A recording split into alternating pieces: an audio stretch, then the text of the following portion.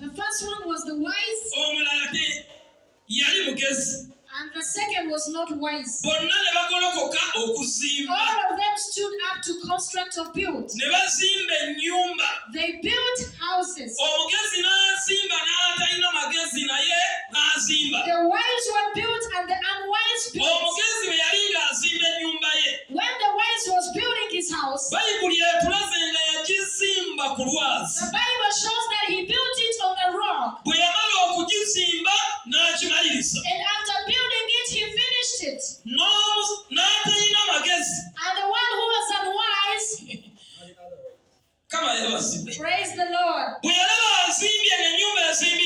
when he saw the house was built, and he said building is easy, I'm also going to build.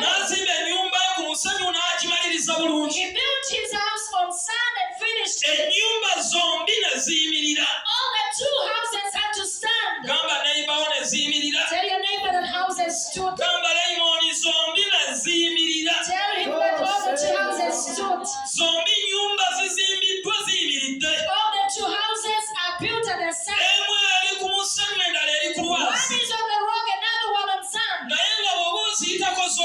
And when you are looking at them and passing, they look good and they are sound. But the one they built on the sand was not strong. And the one who built it was unwise. Because when he was building it, he built it on the sand.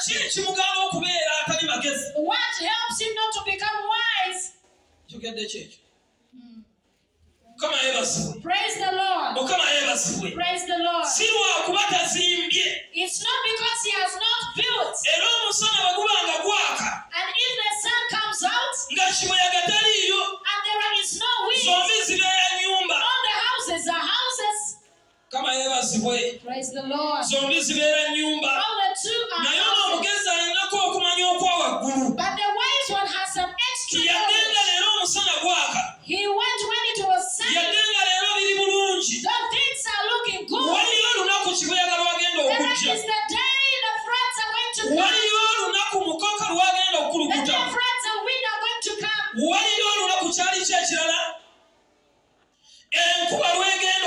There is the day when the rain is going to come.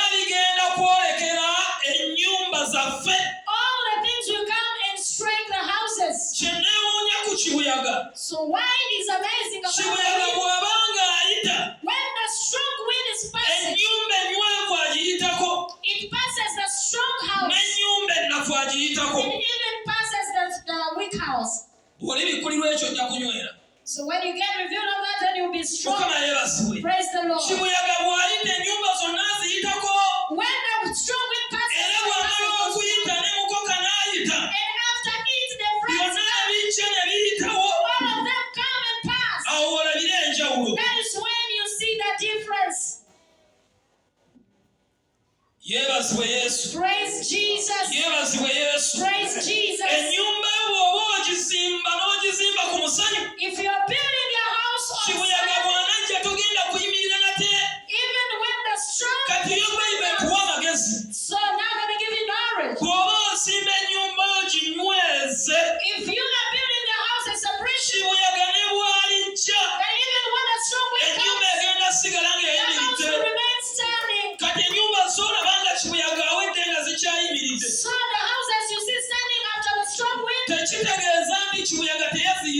doesn't mean that the strong wind did not bypass them.